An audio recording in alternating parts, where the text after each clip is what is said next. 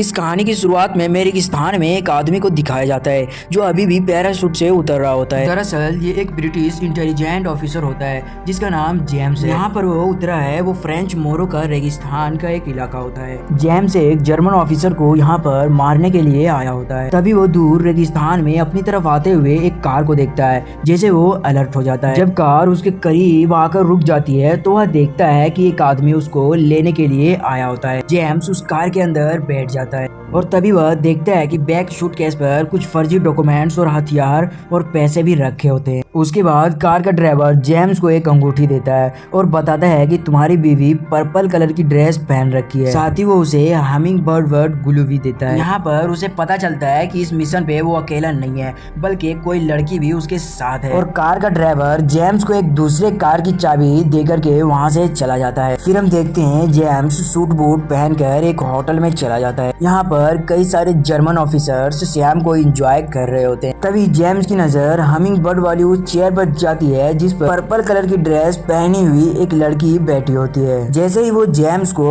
पलट कर देखती है तो वह दौड़ के जेम्स को हक कर लेती है। वो जेम्स का मिलन अपने जर्मन दोस्तों के साथ करवाती है और उन्हें बताती है कि जेम्स उसका हस्बैंड है जो कि पेरिस की किसी कंपनी में जॉब करता है। लेकिन हकीकत में ये सब एक हिस्सा होता है ताकि किसी को इन दोनों पर शक ना हो। अब मैरियन उस जेम्स के साथ उस अपार्टमेंट में आ जाती है जहाँ पर वो पहले से रुकी हुई थी। वो बताती है कि जिस पार्टी में जर्मन ऑफिसर्स हिस्सा लेने वाले हैं वह पार्टी बस 10 दिन के अंदर होने वाली है। मैं तुम्हें उस पार्टी का इनविटेशन दिला दूंगी, उसके आगे का काम तुम्हें खुद करना होगा।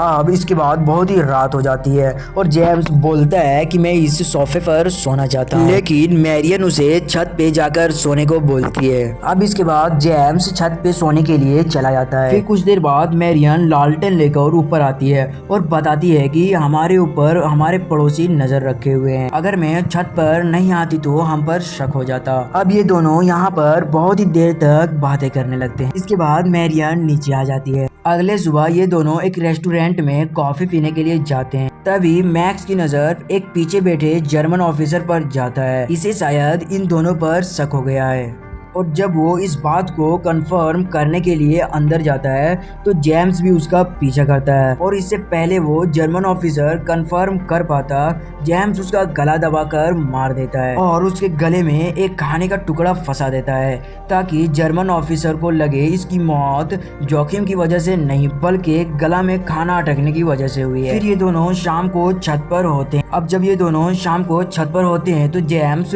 उसे लंदन मिशन के बारे में पूछता है। वो बताती है कि मिशन के बीच सेक्शन से कुछ सपोर्ट नहीं मिली थी और मैंने भागकर अपनी जान बचाई। अगली सुबह ये दोनों जर्मन एम्बेसी पहुंचते हैं जहां पर मैरियन जेम्स की मीटिंग फिक्स करवाती है। जर्मन एम्बेसडर जेम्स के बारे में पहले से ही काफी पता ही जानता था।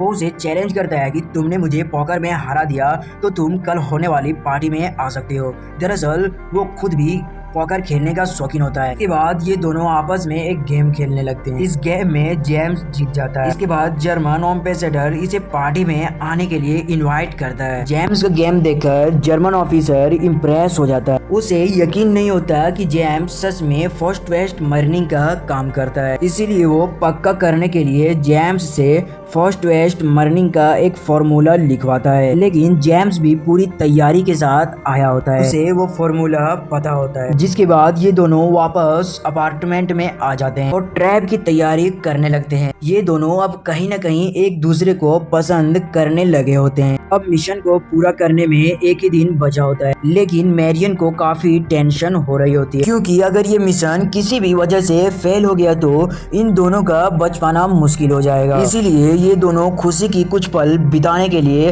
रेगिस्तान में चले जाते हैं और सनराइज को देखते हैं। तभी अचानक रेतीला तूफान आ जाता है, जिसके बाद ये दोनों कार में आकर बैठ जाते हैं। इसके बाद ये दोनों पूरी तैयारी के साथ पार्टी ज्वाइन करते हैं जहाँ सभी बड़े बड़े जर्मन ऑफिसर मौजूद होते हैं। जब सब लोग जर्मन एम्बेसडर के आने का वेट कर रहे होते हैं तभी जेम्स और मैरियन उस टेबल के पास जाकर खड़े हो जाते हैं जिसके नीचे उनकी हथियार छुपे होते हैं। ठीक अपने टाइम पर जर्मन एम्बेसडर बाहर आता है और अपनी स्पीच करने लगता है। तभी अचानक बिल्डिंग के बाहर से तेज का धमाका होता है, जिसकी आवाज सुनकर सभी लोग डर जाते हैं। तभी जेम्स और मैरियन टेबल के नीचे से गन्स को निकालकर एम्बेसडर को शूट कर देता है, जिससे मौके पर ही उसकी मौत हो जाती है। साथ ही इस बिल्डिंग के अंदर जर्मन सोल्जर्स मौजूद थे, उन्हें भी मार दिया जाता है। तो दोस्तों इस मूवी की इस कहानी की यहीं पे एंड हो जाता है। आप अगला स्टोरी किस मूवी पर सुनना चाहते हो वो नीचे कमेंट में जरूर से बताना। मिलते हैं अगले वीडियो में।